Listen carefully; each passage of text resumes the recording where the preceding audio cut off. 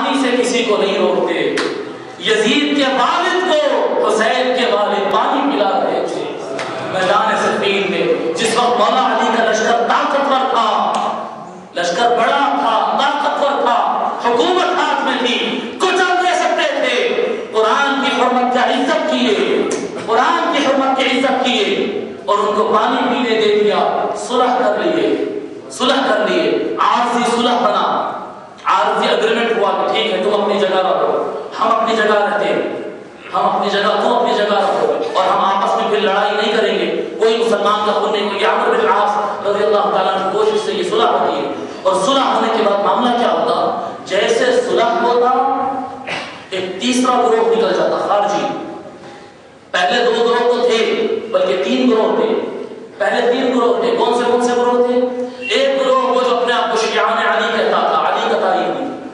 اور دوسرا گروہ بنی امیہ کا گروہ, ملک شام والے جو امیر معاویہ کی سائڈ چلے گئے تھے. 2 گروہ تیار ہو گئے. تیسرا گروہ ہے کہ تیار ہو. تیسرا گروہ خاموش اکثریت مسلمانوں کا تھا جو آج تک خاموش ہے. یہی خاموشی نے سارے لوگوں کو شہید کروا دیا.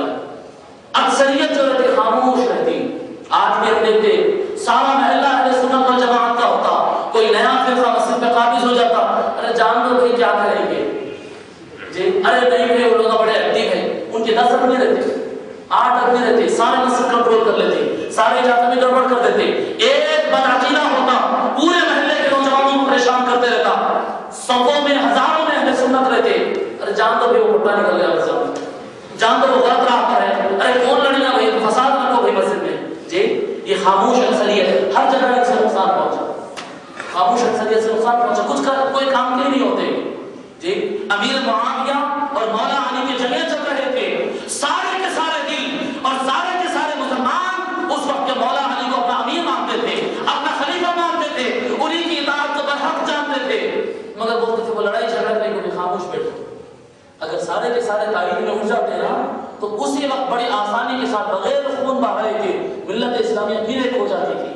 مگر وہ خاموش اکثریت ہے, وہی خاموش اکثریت جو امام حسین رضی اللہ تعالیٰ کی شہادت تک بھی دل امام حسین کے ساتھ ہے, لیکن خاموش گھروں میں بیٹھ گئے. ہائے امام حسین کے ساتھ ایسا ہو گیا, کرنے تو باہر کچھ نہیں نکلتے, گھر میں بیٹھ کے ہوتے رہتے. یہی خاموش اکثریت ہر جگہ پر ساتھ پہنچا. خاموش اکثریت ہمیشہ حق کے ساتھ ہوتی ہے لیکن خاموش ہو جاتی, کوئی کام نہیں کرتی. سو امیر معاویہ اور مولا علی میں جنگیں ہوئے اور جنگوں کے بعد صلح ہوئی. صلح ہوتے ایک چوتھا گروپ نکلا. 3 گروپ ہم بتائے, شیعان علی گروپ, بنی امیہ کا تائید یہ گروپ, اور تیسرا گروپ خاموش اکثریت. چوتھا گروہ نکل گیا. کس میں سے نکلا؟ مولا علی کے لشکر میں سے نکلا. یہ جو مولا علی کی تائید میں اچھل کر آیا تھا نا, ان میں سے ٹوٹی ٹوٹی اور خارجی ہوئی. خارجی ہوئے. وہ لوگ کیا کیے؟ وہ خارجی گروہ نے کیا کیا؟ انہوں نے کہا ہاں یہ کیا بات ہے, یا مولا علی حکومت کریں گے یا امیر معاویہ حکومت کریں گے. ارے حکم ان کے پاس نہ, حکم ان کے پاس. حاکم کوئی کیسا ہو سکتا؟ حاکم تو صرف اللہ ہے. ان الحکم الا للہ. قرآن کی آیت پیش کرتی ہے. ایک چھوٹا بچہ بھی سمجھتا ہے کیا پاگل پن کی بات ہے. چھوٹا بچہ بھی سمجھ سکتا ہے کیسے پاگل پن کی بات ہے. بھئی اللہ کی حکومت حقیقی حکومت ہے, ساری کائنات پر حکومت ہے, سارے حاکم کل حاکم مطلق ہے. وہ یہ حکومت ہے ملکوں کو چلانے کے لیے ہوتی ہے. مگر انہوں نے اعلان کر دیا ان الحکم الا للہ.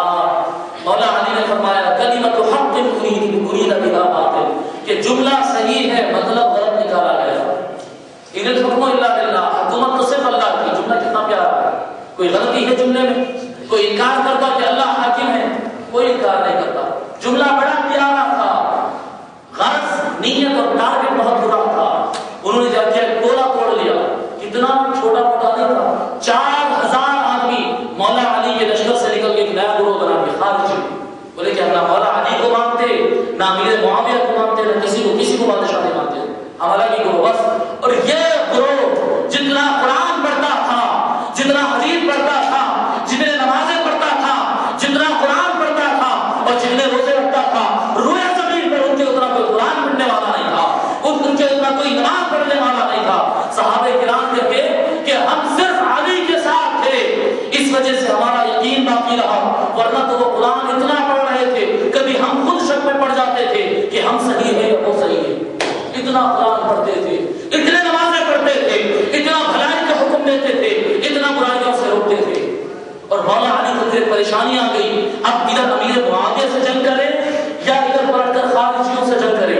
خارجیوں سے جنگ کرنا شروع کر دی، وہ ادھر باغی تھے اور وہ لوگ سارے مسلمانوں کے کافر سمجھ بیٹھے، دنیا کے پورے مسلمانوں کی نظر میں کافر، یہ مشرک، یہ مشرک، یہ مشرک، سب کو مشرک بولتے تھے۔ وجہ کیا تھی؟ وہ بولتے تھے مولا علی کو حاکم مانتے ہیں، یہ مشرک، ملک شام کے لوگ امیر معاویہ کو حاکم مانتے ہیں، وہ مشرک، حاکم تو اللہ ہے۔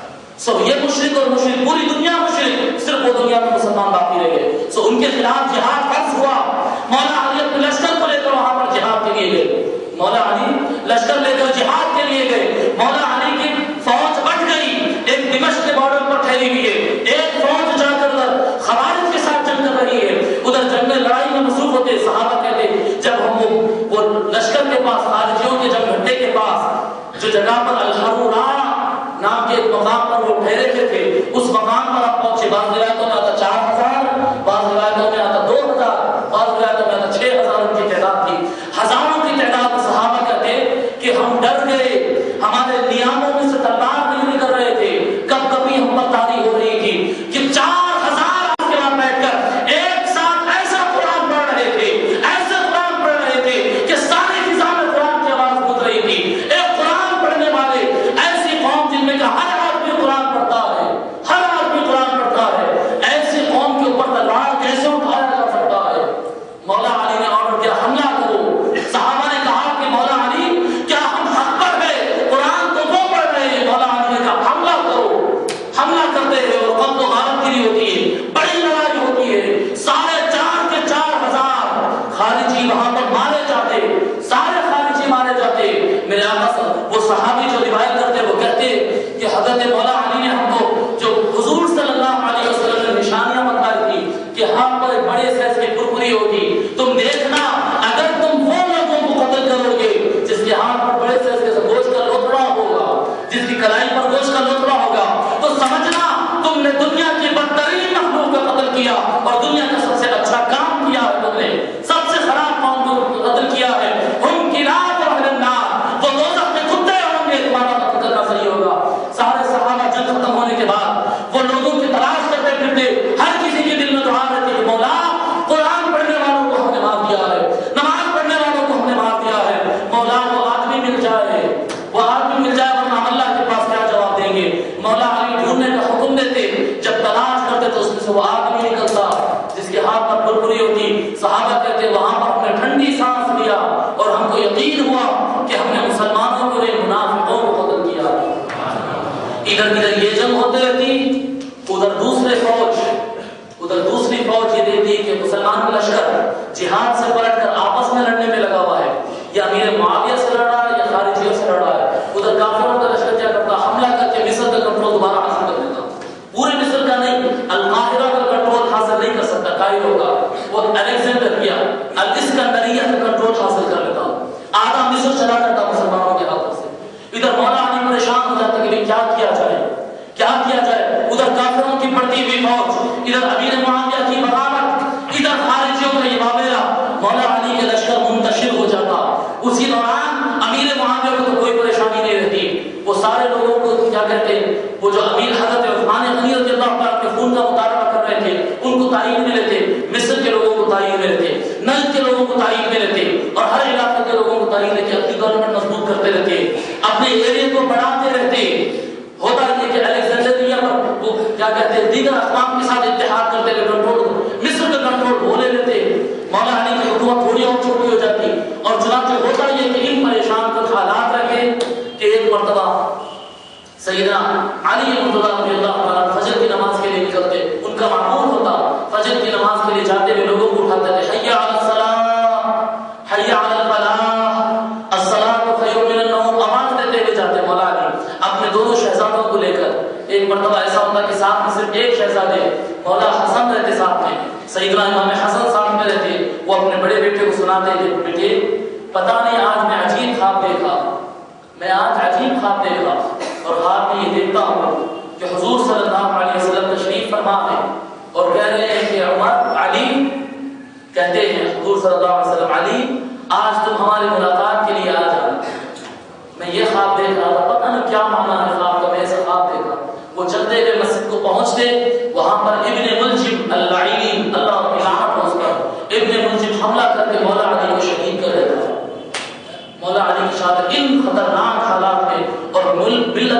جماعتیں ساری بکھری ہوئی ہے، ادھر خوارج کا فتنہ، ادھر روافض کا فتنہ، ادھر کفار کے حملے، ملت اسلامی دو دھڑوں میں تقسیم ہوئی ہے۔ ایسے موقع پر مولا علی کی شہادت ہو جاتی اور آپ کی خلافت کا دور 4 سال 9 مہینے ہوتی، 4 سال 9 مہینے۔ حضرت عثمان بن عفان رضی اللہ تعالیٰ کے دور حکومت 11 سال چند مہینے، 3 مہینے غالباً یا 2 مہینے، 11 سال 2 مہینے آپ کی حکومت ہوتی ہے۔ تو سارے اگر پلس کر لیتے اگر چلے جائے، سیدنا صدیق اکبر رضی اللہ تعالیٰ کا زمانہ، عمر بن الخطاب کا زمانہ، عثمان غنی کا زمانہ، علی کے مرتضیٰ کا زمانہ، اگر سارے ملا لیں تو 29 ایئر 6 منتھ ہوتے، 32 سال 6 مہینے آپ کا عرصہ ہوتا ہے۔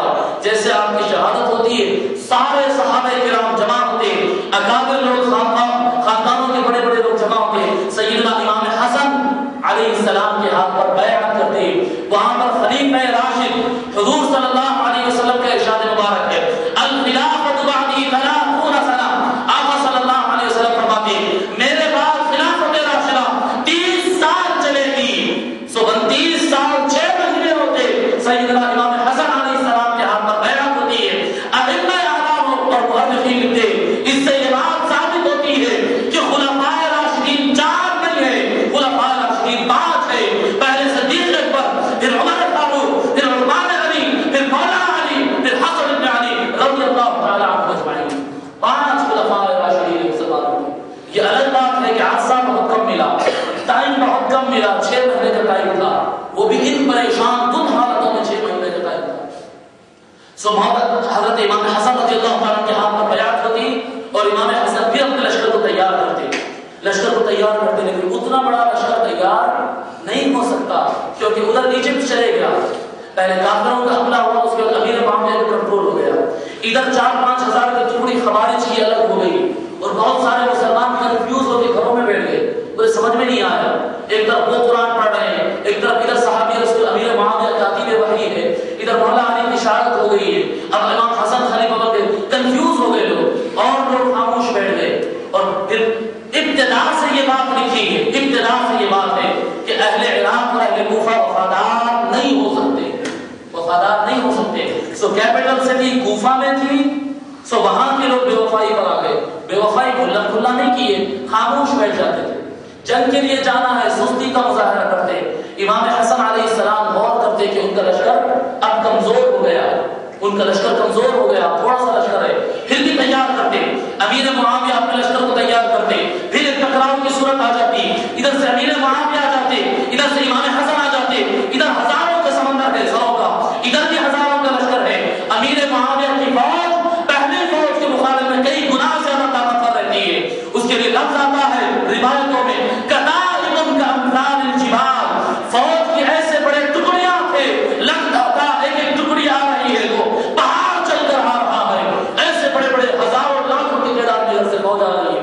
ادھر امام حسن کے وفادار ٹھہر جاتے، امام حسن علیہ السلام غور کرتے کہ اب اور جنگیں ہوں گی اور اللہ کی عزت کی قسم ان سے ان کو کیا ڈرنا، ان کو کیا ڈر۔ بعض لوگوں نے کہا کہ غور کیا فوج امیر معاویہ کی بڑی تھی اس لیے سرخ کیے، ہائے ہائے ہائے، یہ حیدر کرار کے بیٹے، یہ شیر خدا کے بیٹے، یہ رسول اللہ کے کندھے کے سوار، یہ رسول اللہ کے پیٹھ پر بیٹھ کر وقت گزارنے والے، یہ مصطفیٰ کے ہاتھ میں دہن چوسنے والے، یہ مصطفیٰ کے ہاتھ میں تربیت پانے والے، یہ ڈر سکتے ہیں؟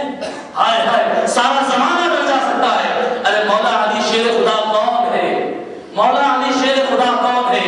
وہ کہتے ہیں اللہ کی عزت کی قسم، اگر ساری دنیا ایک طرف ہو جائے اور علی ایک طرف کھڑا ہو جائے تو ساری دنیا شکست کھا جائے گی، علی جیت جائے گا۔ وہ ہے علی کے مرتضیٰ۔ ممبر پر بٹھا کر لوگوں سے کہا تھا کہ لوگوں، ابنی ھذا سید، یہ میرا بیٹا ستار ہے، ولعل اللہ یصلح به بین فئتین من المسلمین، بین فئتین عظیمتین من المسلمین۔ حضور صلی اللہ علیہ وسلم فرماتے کہ یہ میرا بیٹا ستار ہے اور عن قریب اللہ میرے بیٹے کے ذریعے مسلمانوں کے 2 بڑے گروہوں میں صلح کرا دے گا، خون کو بچا لے گا، صلح کرا دے گا۔ سو وہ اللہ کے رسول کا فرمان تھا۔ سیدنا امام حسن علیہ السلام نے، سیدنا امام حسن علیہ السلام کے پہل کرنے سے پہلے ہی امیر معاویہ کی طرف سے قاصد آتا اور کہتا کہ امام حسن، امیر معاویہ معاہدے کا اور بات چیت پر ختم کرنا چاہتے ہیں، اور دمشق کے درمیان ایک جگہ ہوتی ہے، وہ بیچ میں ایک جگہ پر ایک مقام پر صلح کے لیے کیمپ ڈالا جاتا، ایک خیمہ لگایا جاتا. کیا کیا تو حضرت سیدنا امام حسن علیہ السلام اور امیر معاویہ ایک بند کمرے کی بیٹھک ہوتی ہے، چند لوگوں کی خاص وہ بیٹھک میں گفتگو کی، ایگریمنٹ ہوتا. سیدنا امام حسن علیہ السلام قربانی دیتے. سیدنا امام حسن علیہ السلام اپنی خلافت حق ان کا تھا، بخدا حق ان کا تھا. صحابہ کا اتفاق امام حسن پر تھا.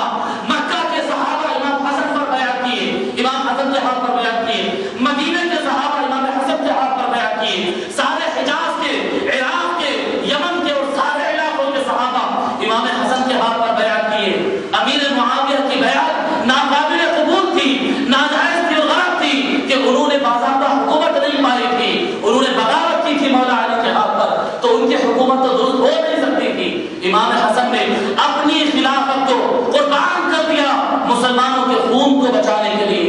وہ بیٹھک میں بات چیت ہوتی اور یہ ایگریمنٹ ہوتا کہ آج کے درمیان دونوں گروہوں میں لڑائی نہیں ہوگی اور اہل بیت کے اطہار کو ان کا مقام دیا جائے گا. یہ بالخصوص ایگریمنٹ کا ایکٹ تھا، من جملہ کئی ایکٹ تھے. ایک ایکٹ یہ تھا کہ مسلمانوں کا خون نہیں بہایا جائے گا، اسلامک کنٹری کو دوبارہ ایک کر دیا جائے گا. اور بات یہ ہوتی کہ اہل بیت بنی ہاشم رسول اللہ کے خاندان کو ان کا کھویا ہوا ان کا جو اصل مقام ہے وہ عزت اور مرتبہ ان کو دیا جائے گا. اور سارے باتوں پر ایگریمنٹ ہوتی اور مولا امام حسن علیہ السلام اپنی حکومت امیر معاویہ کے ہاتھ میں دے دیتے، دستخط کر کے نکل جاتے. اس میں آخری ایکٹ یہ ہوتا کہ امیر معاویہ کی زندگی تک امیر معاویہ مسلمانوں کے بادشاہ رہیں گے، اور جب امیر معاویہ دنیا سے گزر جائیں گے تو پھر خلافت پلٹ کر امام حسن اور حسین کو آ جائیں گے. یہ ایگریمنٹ ہوتا اور ایگریمنٹ پر دستخط ہو جاتے. امام حسن علیہ السلام کیمپ سے باہر نکلتے اور لوگوں کو اعلان فرما دیتے کہ لوگوں لشکر لے کر واپس چلو. اب امیر معاویہ کے ہاتھ پر بیعت کرنا ان کی حکومت کو قبول کر لیا گیا ہے. لوگ تانے دیتے معاذ اللہ، یہی لوگوں میں سے جو اپنے آپ کو شیعان علی کہتے ہیں، یہی لوگوں میں سے جو مولا علی کی تعریف میں اٹھے تھے، انہی میں سے ایک شخص اٹھ کر کہتا ہے صبر اللہ وجہک خیبتنا، اللہ تیرے منہ کو کالا کرے، تو نے ہمیں رسوا کیا. معاذ اللہ امام حسن کو یہ کہتے یہ محبت علی ہے. محبت علی کے ساتھ دم بھرنے والے نہ اس دور میں مولا علی کی اطاعت کیے تھے نہ امام حسن اور حسین کی اطاعت کیے. یہ ہر وقت نامراد رہے، یہ ہر وقت دھوکےباز رہے، یہ ہر وقت بے وفا رہے. دل ان کے مولا علی کی محبت سے خالی رہے، زبانوں پر ہمیشہ نعرے مولا علی رہا، دل ہمیشہ خالی رہے. یہ امام حسن کی مخالفت کیے، امام حسن امام عالی مقام برداشت کیے اور کوئی قسم کا جواب نہیں دیے، کوئی قسم کا جواب نہیں دیے. یزید کی ہاتھ امیر معاویہ کے ہاتھ پر بیعت کر لیتے اور اسلامی سلطنت ایک ہو جاتی. امام حسین علیہ السلام سے کہا جاتا کہ تم بھی بیعت کر لو. ابھی مسلمانوں کے بادشاہ بن گئے، خلیفہ بن گئے، یوں کہا جاتا ہے کہ مسلمانوں کے خلیفہ بن گئے، اب ان کے ہاتھ پر بیعت کر لو. امام حسین کہتے کچھ ہو جائے میں تو بیعت کرنے والا نہیں. امام حسین تو اس وقت سے ڈٹے ہوئے تھے، وہ کہنے لگے کہ میں تو ان کے ہاتھ پر بیعت کرنے والا نہیں. امام حسن علیہ السلام بیچ میں اپنا ہاتھ ڈال دیتے اور کہتے ہیں امیر معاویہ حسین کو چھوڑ دو. حسین جذباتی ہے، حسین کو چھوڑ دو. وہ غلط نہیں کہہ رہے تھے، امام حسین درست تھے، مگر صلح کرانے کے لیے خاموشی اختیار کرنا تھا. امام حسن نے کہا کہ امیر معاویہ حسین کو چھوڑ دو، میں ذمہ داری لیتا ہوں وہ کوئی بغاوت نہیں کریں گے، میں ذمہ داری لیتا ہوں وہ کوئی گڑبڑ نہیں کریں گے، میں ان کو کنٹرول کر لوں گا، وہ میرے بھائی ہے، میں کنٹرول کر لوں گا. امیر معاویہ دوسروں کی سب کی بیعت لیجیے. پھر ہوتا یہ کہ دوبارہ ساری مملکت اسلامیہ اور خلافت اسلامیہ سب ایک جگہ ہو جاتی اور ایک بڑی اسلامی کنٹری ہو جاتی. امیر معاویہ خوشی خوشی تخت پر بیٹھتے اور خلیفۃ المسلمین ہونے کا نعرہ لگاتے. ادھر سے دوسرے صحابی کہتے کہ امیر معاویہ تو خلیفۃ المسلمین نہیں ہو سکتے. وہ کہتے کہ کیوں نہیں ہو سکتا ہوں؟ کیونکہ میرے آقا صلی اللہ علیہ وسلم کا ارشاد ہے الخلافۃ من بعدی 30 سنہ، کہ میرے بعد خلافت 30 سال چلے گی. اور 29 سال 6 مہینے پر علی نے مثال کیا تھا، 6 مہینے حسن نے حکومت کیا. آج کی تاریخ جس تاریخ میں ایگریمنٹ ہوا ہے، آج کی تاریخ میں 30 سال کمپلیٹ ہو گئے، 31واں سال شروع ہو چکا ہے. اے امیر खलीफा नहीं, तुम बादशाह बन गए। अमीर मुआविया कहते चलो बादशाह ही भी सही, खिलाफत ना सही, बादशाह ही भी सही, वो कंट्रोल हासिल कर लेते और मिल्लत इस्लामिया में फिर अमन होता, फिर जंगें लड़ी जाती, समंदरी जंगें लड़ी जाती। अल-बहर मुतवस्सित पर पहला बहर मुतवस्सित जो अफ्रीका और यूरोप के दरमियान लगता है, यूरोप और आप मैप को जहन में लाएं, यूरोप ऊपर है, नीचे अफ्रीका दरमियान जो समंदर होता है, पता नहीं इंग्लिश में क्या कहते हैं, हम लोग अरबी में पढ़े सारा जगराफिया, अरबी में याद है, अल-बहर मुतवस्सित कहते हैं। उस समंदर में बड़ी लड़ाइयां ने किया था। अमीर मुआविया के दौर में फतुहात होते, कुस्तुनतुनिया फतह होता, बड़े फतुहात होते। 19 साल तक मिल्लत इस्लामिया पुरअमन रहती है, ममलकत मुत्तहिद रहती है, हर जगह सुकून रहता है। ये सुकून किसी और का दिया हुआ नहीं, ये सुकून दिया हुआ मेरे इमाम हसन अलैहिस्सलाम का है, ये मेरे इमाम हसन अलैहिस्सलाम का है। फिर ऐसे हालात बनते कि सैयदना इमाम हसन अलैहिस्सलाम को बारहा जहर दिया जाता, वो मदीना मुंतकिल हो जाते, मदीने में रहते, जहर पे जहर दिया जाता उनको और उनको तकलीफ पहुंचाई जाती।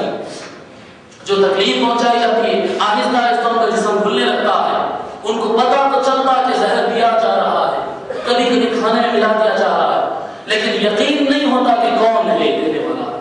सो वक्त गुजरते जाता, एक मरतबा बड़ा जबरदस्त जहर दिया जाता, जिस वजह से इमाम हसन अलैहिस्सलाम बिल्कुल खरीश हो जाते और विसाल का वक्त और अल्लाह से मिलने का वक्त करीब होता। सैयदना इमाम हुसैन अलैहिस्सलाम छोटे भाई आकर सिरा में बैठते और कहते कि बड़े भाई, इमाम हसन से कहते कि भाईजान बताओ तुम किस पर शक है, कौन जहर दे रहा है। अब रिवायत आती है कि ये यजीद की कारस्तानी थी, मगर पक्का सबूत नहीं मिलता, सो इल्जाम भी नहीं लगाया जाएगा, क्योंकि यजीद को लानत करार देने के लिए एक दलील नहीं, बहुत करोड़ों दलील पड़े हुए वहां पर, तो ये दलील के सहारा हमको लेने की जरूरत भी नहीं, तो शक की बुनियाद पर इल्जाम भी नहीं लगाते। बहरहाल इमाम हसन अलैहिस्सलाम फरमाते कि हुसैन, मैं नहीं चाहता कि तुम शक की बुनियाद पर किसी का कत्ल करो, शक की बुनियाद पर तुम किसी का कत्ल करो, मैं ये नहीं चाहता, इसलिए मुझे शक तो है किसी पर, मगर उसका नाम नहीं बताऊंगा, उसका नाम मैं नहीं बताऊंगा। सैयदना इमाम हसन अलैहिस्सलाम इस दुनिया से कूच कर जाते, आपका विसाल हो जाता, आप दुनिया से पर्दा कर जाते। उधर अमीर मुआविया बीमार पड़ जाते, अमीर मुआविया बीमार पड़ जाते और बड़ी तकलीफ में रहते। और यजीद तो यजीद था, यजीद शराबी था, जानी था, और खास तौर पर उसको शिकार का शौक था। वो उमूर सल्तनत नहीं देखता, कुरान और हदीस नहीं देखता, नमाज़ें नहीं पढ़ता, जुमा को गैर हाजिर रहता और सारे कुछ इधर उलट पुलट कर देता है और जाता उधर शिकार खेलता था। उसका शौक था शिकार खेलता था और जाकर अय्याशी करता था जंगलात में जाकर। सो वो गैर था, गैर हाजिर था। अमीर मुआविया की बीमारी बहुत ज्यादा हो गई।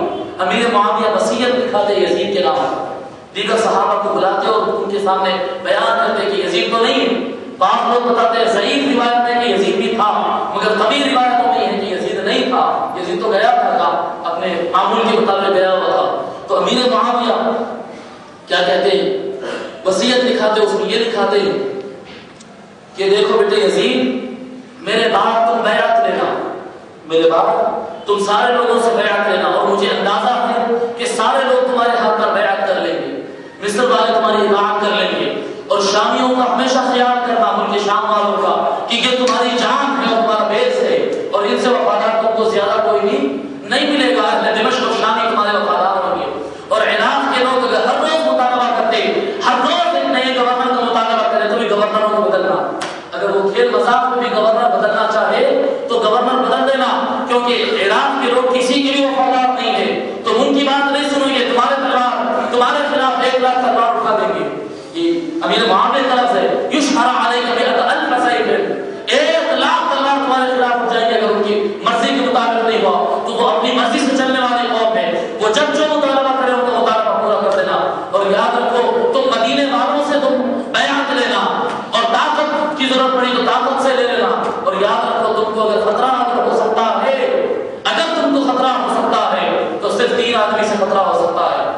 एक हुसैन इब्न अली से खतरा हो सकता है, एक अब्दुल्ला बिन उमर से खतरा हो सकता है, और एक अब्दुल्ला बिन जुबैर से खतरा हो सकता है। 3 आदमी तुम्हारे लिए खतरनाक, जो तुम्हारे हाथ पर बैअत नहीं करेंगे।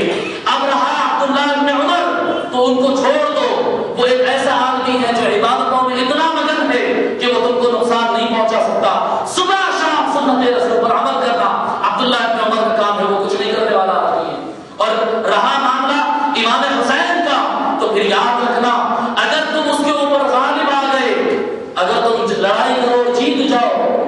سکون کا خیال رکھنا، نسبت رسول اللہ کا خیال رکھنا. وہ امید تھی ان کو کہ میرا بیٹا ہے تو میری بات کا لحاظ رکھے گا، میری بات کا حیا کرے گا. ان کو اندازہ نہیں تھا یزید کتنا بے حیا ہے، کتنا بدتمیز ہے، کتنا غدار و بے وفا ہے. ان کو اندازہ نہیں تھا. ہر باپ اپنے بیٹے کو اچھا ہی سمجھتا ہے. سو وہ غلط فہمی میں تھے اور یہ غلط فیصلہ کر رہے تھے. میں بتا رہا ہوں پہلا فیصلہ امیر معاویہ نے لیا تھا مولا علی کے خلاف. ان کی حکومت کو نہ مان کر بغاوت کی تھی. اس دن سے لے کر وصال کے وقت جو وصیت کی تھی وہاں تک امیر معاویہ کا ہر فیصلہ اہل بیت کے معاملے میں غلط ہی رہا، غلط ہی رہا، غلط ہی رہا. سو یہ بھی غلط فیصلہ کر رہے تھے کہ ایک حسین بن علی سے تم کو خطرہ ہو سکتا، وہ تمہارے ہاتھ پر بیعت نہیں کریں گے تو ان کو طاقت کے ذریعے کنٹرول کر دینا، مگر نسبت رسول کا خیال کرتے ہوئے قتل نہیں کرنا، ان کو عزت کے ساتھ ہی رکھنا، ان کو ان کے حمایتیوں اور مؤیدین سے دور کر دینا، ان کو تنہا کر دینا، اکیلے رکھنا مگر عزت سے رکھنا. اس کے بعد تیسرا جملہ کہتے اور تیسرا آدمی ہے عبداللہ بن زبیر. ایک تو عبداللہ بن عمر جو سنتوں پر عامل ہے اور ان کو دنیا سے مطلب ہی نہیں ہے، ان سے تو کوئی خطرہ ہی نہیں ہے. حسین بن علی کو تو دنیا سے کاٹ کے الگ رکھ دینا مگر نسبت رسول کا خیال رکھنا. اور تیسری بات امیر معاویہ وصیت فرماتے، تیسرے آدمی ہے عبداللہ بن زبیر. فرماتے عبداللہ بن زبیر وہ چالاک ہے، وہ جنگجو ہے، وہ شیر ہے، وہ تمہارے خلاف لڑ سکتا ہے. اگر صلح کے ذریعے بیعت کر لیا تو کر لینا، ورنہ لشکر کشی کرنا اور حملے کرنا، اور اگر ہو سکا ہے فقتلہ ارما ارما، عبداللہ بن زبیر کے ٹکڑے ٹکڑے کر دینا، اس کو ہرگز نہیں بخشنا کیونکہ یزید تیرے ہاتھ پر وہ بیعت کرنے والا نہیں ہے. عبداللہ بن زبیر کو تو نہیں چھوڑنا. یہ وصیت کرتے اور امیر معاویہ اس دنیا سے گزر جاتے اور بالکل انتقال سے قبل ان کی بیٹیاں حاضر رہتی. وہ حاضر نہیں رہتے، یزید نہیں رہتا، بیٹا نہیں رہتا، بڑا بیٹا نہیں رہتا، بیٹیاں اور چھوٹے بیٹے رہتے. تو وصیت کرتے کہ میرے آنکھوں میں امیر معاویہ مؤیدین علی الاقل کم سے کم امیر معاویہ کے تائید میں جانے والے اور بنو امیہ کے تائید میں جانے والے، آج تائی لگا لگا کر یزید کی تائید کرنے والے، کم سے کم اس بات کو تو ذہن میں رکھ لیتے کہ امیر معاویہ کو تم درست مانتے، ہم مولا علی کو درست مانتے، چلو تم جس کو درست مانتے ہو ان کا خود کا عمل کیا تھا. امیر معاویہ یہ وصیت فرماتے کہ دیکھو میرے بچوں، جب میں اس دنیا سے مر جاؤں تو میرے لیے توبہ استغفار کرنا، اور جب مجھے کفن پہناؤ گے تو ایک رسول اللہ صلی اللہ علیہ وسلم کا کرتا میرے پاس اندر رکھا ہوا ہے، تو کفن سے پہلے وہ کرتا مجھے پہنانا، وہ کرتا رسول اللہ کا پہنانا. اور قبر میں رہتے وقت میرے پاس حضور صلی اللہ علیہ وسلم کے ناخن تراشے کے میرے پاس ہے، وہ ناخنوں کو میرے آنکھ میں اور میرے منہ میں اور میرے کانوں میں ڈال دینا. میں امید کرتا ہوں کہ رسول اللہ کے کرتا اور رسول اللہ کے ناخن مبارک کے نسبت سے مجھے عذاب قبر سے محفوظ کر دیا جائے گا. یہ عقیدہ تھا امیر معاویہ کا، یہ امیر معاویہ کا عقیدہ تھا. یہ امیر معاویہ کے تائیدیوں کو یہ عقیدہ سمجھ میں کیوں نہیں آتا؟ آج تک سمجھ میں نہیں آئے گا کہ نسبت تبرکات رسول اللہ سے، تبرکات رسول اللہ سے عذاب دفع ہوتا ہے، برکتیں ہوتی ہیں. یہ عقیدہ آج تک سمجھ میں نہیں آیا. بہرحال وہ وصیت کرتے، دنیا سے کوچ کر جاتے. کچھ صحابی آ کر اعلان کرتے، تفصیلات میں نہیں جاتا، صحابی آ کر اعلان کرتے کہ امیر معاویہ کا انتخاب ہو گیا اور ان کے حکم کے مطابق ان کو رسالت دیا جاتا. کرتا رسول اللہ صلی اللہ علیہ وسلم کو کرتا اخبار پہنایا جاتا، ناخن ان کے آنکھ میں اور منہ میں ڈالے جاتے اور ان کو دفنا دیا جاتا اور تدفین ہو جاتی. یزید بعد میں پہنچتا، یزید اپنے جنگلوں سے بعد میں آتا. ادھر باپ کی دفن ہو رہی تھی، ادھر وہ شوق کر رہا تھا. وہ یزید پلٹ کر آتا اور پلٹ کر آتا اس کو نماز جنازہ بھی نہیں ملتی. وہ جا کر باپ کی جنازے پر الگ سے، باپ کی قبر پر نماز جنازہ الگ سے قبر پر پڑھتا ہے اور قبر پر پڑھنے کے بعد آ کر منبر پر کھڑا ہوتا ہے اور خطاب کرتا ہے. اتنی مکاری کا اور اتنی خباثت والا خطاب ہے اور مسلمانوں کو نکما کرنے والا اور دین اور عزیمت اور عمل سے ہٹا دینے والا خطاب تھا. دیکھو کتنا سازشی خطاب ہے. وہ منبر پر چڑھتا اور دیکھتا کہ اس کے اندر تو وہ صلاحیت نہیں ہے کہ سارے ملت اسلامیہ کو لے کے چلے. لہذا کیا کرو، لوگوں کے شوقوں کو پورے کرو، لوگوں کے عیاشیوں کو پورے کرو، لوگوں کو آرام دے دو تو وہ آپ سے خوش ہو جائیں گے، آپ سے لوگ خوش ہو جائیں گے. سو وہ منبر پر چڑھتا اور کہتا ہے کہ میرا باپ جو بھی تھا، جیسا بھی تھا، وہ آج دنیا سے گزر گیا. میں اللہ سے دعا کرتا ہوں کہ اللہ اگر وہ غلطی کر رہے ہیں میں ان سے دعا کرتا ہوں کہ جو غلطیاں ان سے کہ اللہ ان کو معاف کرے، اور میں ان کو اللہ سے بری قرار نہیں دیتا۔ اگر وہ اچھا عمل کرے ہوں گے تو خبر میں اچھا جواب دے دیں گے، اگر ان سے کچھ غلطیاں ہو رہے ہوں گے تو اللہ کے پاس جواب دہ ہے، اللہ ان کا حساب لے گا۔ اب رہا میں تو میں امیر معاویہ کے ویسا حاکم نہیں ہوں، میں اپنے باپ کے جیسا حاکم نہیں ہوں، میں الگ حاکم ہوں۔ میرا باپ تم سے جہاد کرواتا تھا، سمندر کی لڑائیاں لڑوایا، بیابانوں میں جنگلات میں کفار کے خلاف جہاد کروایا۔ میں اعلان کرتا ہوں کہ میں تم کو کوئی جنگ کے میدان میں نہیں لے جاؤں گا، کوئی جہاد نہیں ہوگا، کوئی ملکوں پر حملہ نہیں ہوگا۔ وہ اعلان کرتا کہ سمندر کی مشکل لڑائیاں میرے باپ تم کو لڑاتے تھے، آج سے میں تم کو نہیں لڑاؤں گا۔ جتنا بادشاہ کو بیت المال میں پیسہ جمع ہوتا تھا، 1/3 مال میرا باپ تم میں بانٹا کرتا ہے۔ آج میں اعلان کرتا ہوں کہ پورا بیت المال میں تم کو تمہارے لیے فراہم کر دوں گا، تمہارے پاس دولت دے دوں گا، شوق دے دوں گا، جہاد پہ نہیں لے جاؤں گا، آرام دے دوں گا، سکون دے دوں گا۔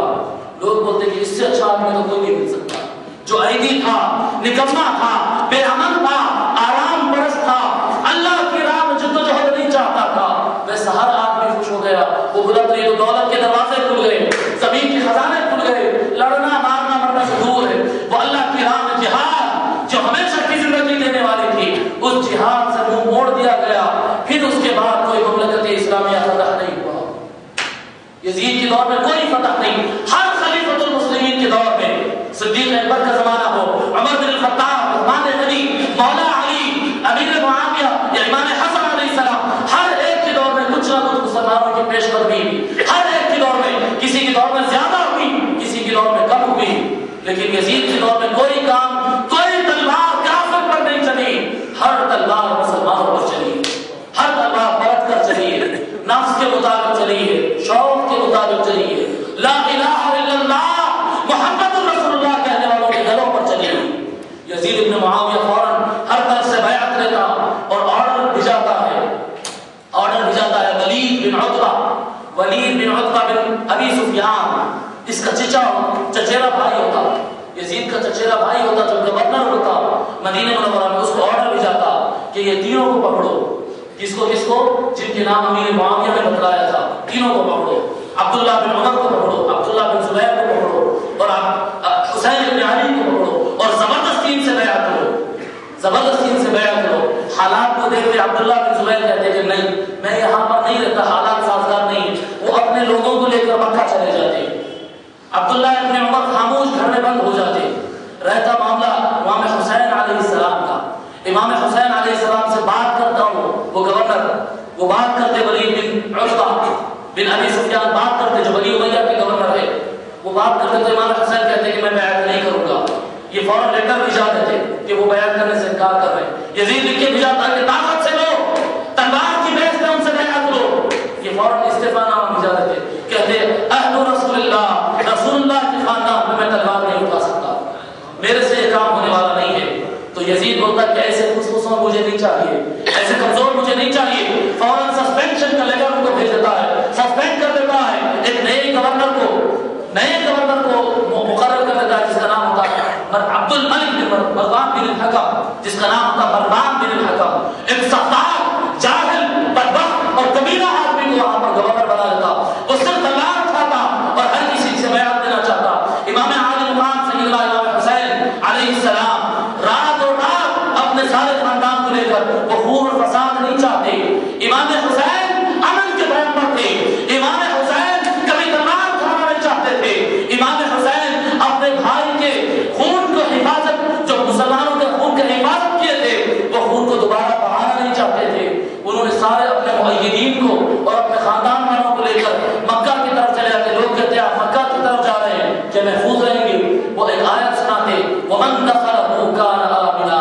امام حسین علیہ السلام قرآن کی آیت فرماتے کہ اللہ تبارک و تعالیٰ فرماتا جو کعبۃ اللہ میں داخل ہو گیا سو اس کو امن مل جائے گا۔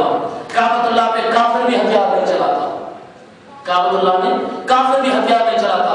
امام عالی مقام وہاں پر چلے جاتے، مروان بن الحکم جو رہتا وہ لیٹر بھیجتا فوراً یزید کو کہ امام حسین تو نکل گئے راتوں رات، ان کو گرفتار نہیں کیا جا سکا، ان کو پکڑا نہیں جا سکا، آپ کیا کریں؟ تو یزید کیا کرتا؟ لشکر تیار کرتا ہے، لشکر تیار کرتا، ایک زبردست لشکر تیار کرتا، کیونکہ اس کو پتا تھا کہ امام حسین اکیلے نہیں ہیں کعبۃ اللہ میں،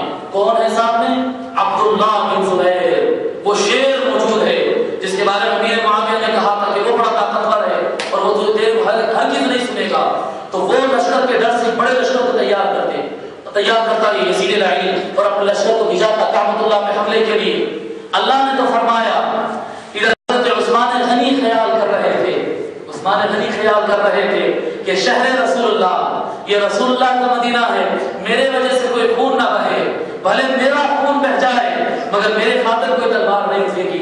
ادھر مکہ المکرمہ ہے، یزید کا لشکر پہنچ گیا، نہ قرآن کی حرمت کا خیال ہے، نہ مدینے کی حرمت کا خیال ہے، نہ کعبے کی حرمت کا خیال ہے. حملہ کرنا شروع کرتا. لوگ کہتے ہیں امام علی مقام امام حسین چلو میدان کی جنگ کی طرف لڑتے. امام حسین کہتے یہ کعبۃ اللہ ہے، اللہ کے رسول نے اور اللہ نے اس کو محرم قرار دیا ہے، یہ البیت الحرام ہے، اس کی حرمت کا لحاظ کرتے ہوئے میں یہاں پر کوئی خون نہیں بہاؤں گا. امام حسین خاموش ہو جاتے، عبداللہ ابن زبیر خاموش نہیں ہوتے. وہ اپنے لشکر کو لے کر نکلتے. وہ لشکر بھی کیا ہوتا، ان کے تائیدی اور فدائی ہوتے، ان پر جان چھڑکنے والے ہوتے. آگے بڑھتے، بڑی زبردست لڑائی ہوتی اور زبردست خونخوار لڑائی ہوتی. اور ایسے تاریخ اسلام میں بہت کم مارے کے لوگ دیکھے جاتے. اتنی زبردست لڑائی ہوتی ہے اور وہ لڑائی میں یزید کا لشکر مارا جاتا، شکست کھا جاتا. طاقتور مسلح لشکر وہاں پر شکست کھا جاتا.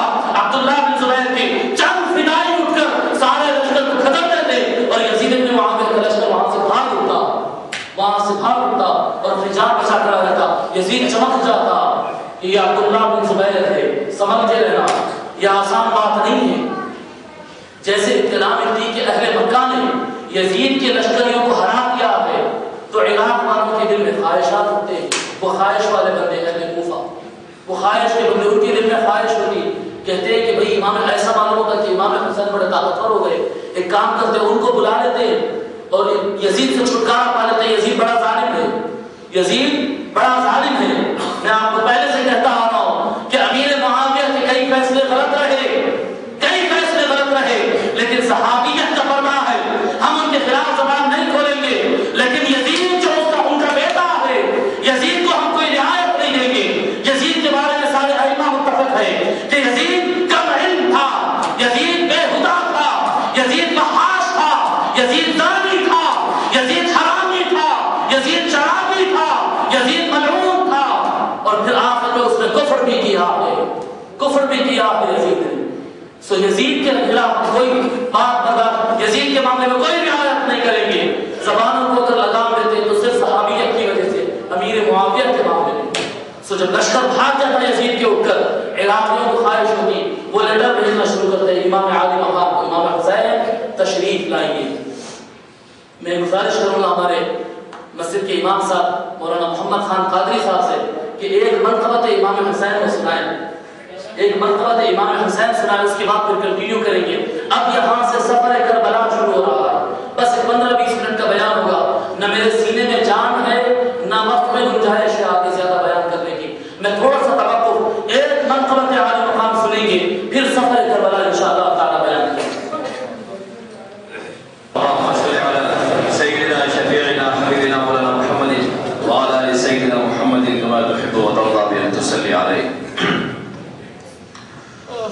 نہ پوچھئے کہ کیا حسین ہے، نہ پوچھئے کہ کیا حسین ہے، کیا حسین ہے بولو میرا بادشاہ حسین ہے. ہاں حسین ہے بولو میرا بادشاہ حسین ہے، میرا بادشاہ حسین ہے. ہاں حسین ہے بولو میرا بادشاہ حسین ہے. عمل کرے نما بھی وہ شاہوں کا ہے شاہ بھی، ایسا شہنشاہ حسین ہے. ہاں حسین ہے بولو میرا بادشاہ حسین ہے، کیا حسین ہے بولو میرا بادشاہ حسین ہے. سنو سنو یہ دین تو حسین کا ہمیں انعام ہے. سنو سنو یہ دین تو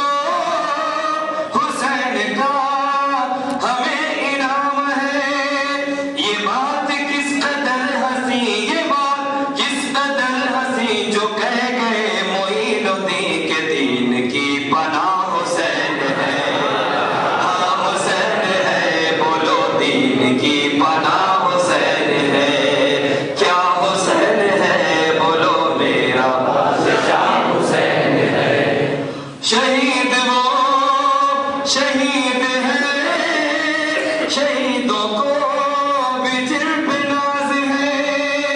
سبحان اللہ۔ شہید وہ شہید ہے، شہیدوں کو بھی جن پہ ناز ہے۔ یہ ہو چکا ہے فیصلہ، یہ ہو چکا ہے فیصلہ، نہ کوئی دوسرا خدا، نہ کوئی دوسرا حسین ہے، نہ کوئی دوسرا حسین ہے۔ کیا حسین ہے بولو میرا بادشاہ حسین ہے۔ یہ ہو چکا ہے فیصلہ، یہ ہو چکا ہے فیصلہ، نہ کوئی دوسرا خدا، نہ کوئی دوسرا حسین ہے۔ ہاں حسین ہے بولو میرا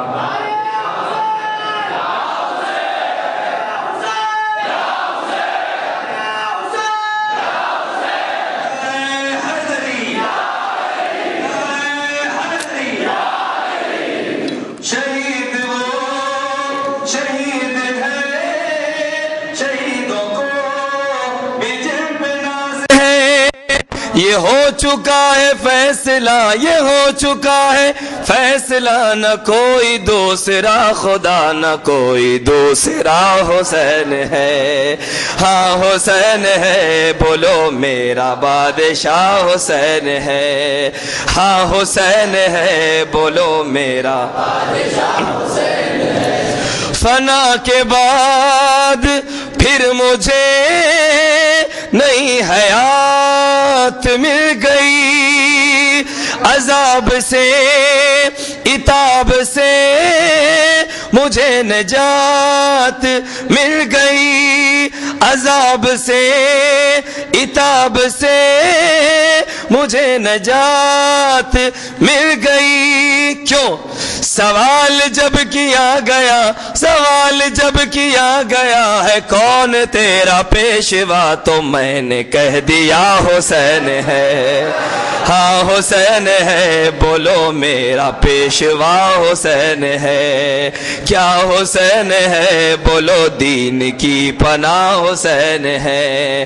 ہاں حسین ہے بولو میرا حسین ہے۔ لعاب سرور لہو علی کا بطول کی گود حسن شبر، لعاب سرور لہو علی کا بطول کی گود حسن شبر، یہ ساری چیزیں ملا کے دیکھو حسین کتنا حسین ہوگا، میرا بادشاہ حسین ہے۔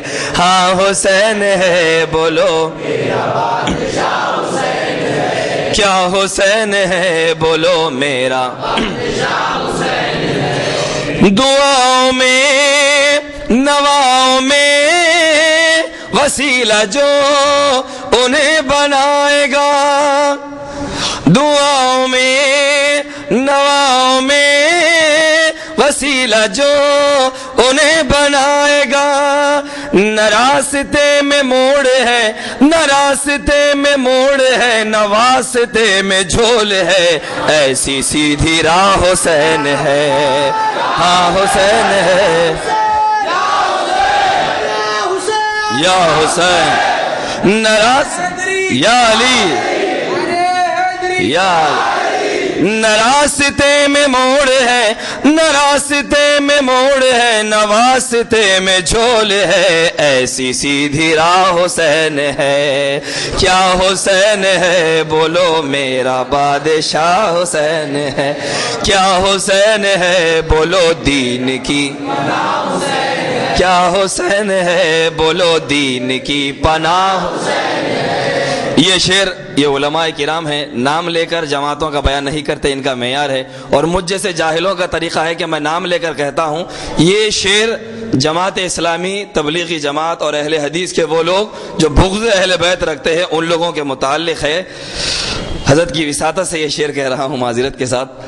شہید کر بلا کا نام وہ جن کو ناگوار ہے، شہید کر بلا کا نام وہ جن کو ناگوار ہے، وہ بد نظر ہے بد نسب انہی میں یہ شمار ہے۔ ارے وہ منکر ازل، ارے وہ منکر ازل، تمہر ذرا خبر میں چل پتا چلے گا کیا حسین ہے۔ یا حسین یا حسین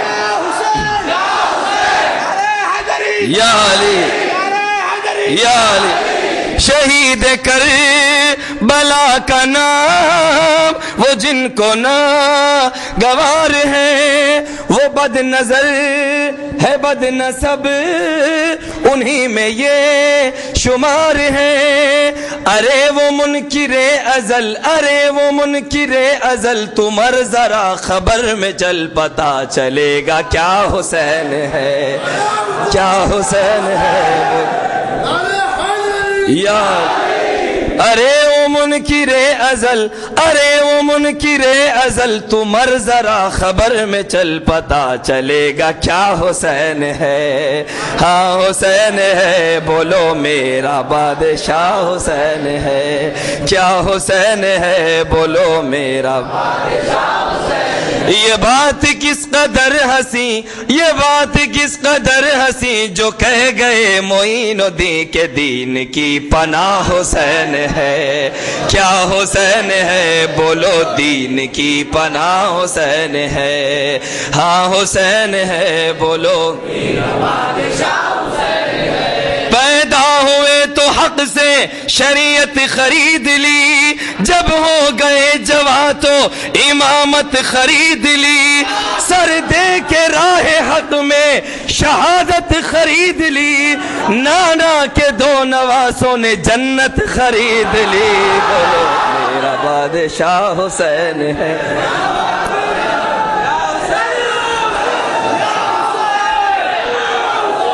یا حسین یا علی، پیدا ہوئے تو حق سے شریعت خرید لی، جب ہو گئے جوان تو امامت خرید لی، سر دے کے راہ حق میں شہادت خرید لی، نانا کے دو نواسوں نے جنت خرید لی، بولو میرا بادشاہ حسین ہے، کیا حسین ہے، بولو میرا بادشاہ حسین۔ شہید کر بلا کا نام وہ جن کو ناگوار ہے، وہ بد نظر ہے بد نسب انہی میں یہ شمار ہے۔ ارے او منکر ازل، تمہر ذرا خبر میں چل پتا چلے گا کیا حسین ہے۔ ہاں حسین ہے، بولو میرا بادشاہ حسین ہے، کیا حسین ہے، بولو میرا بادشاہ حسین ہے۔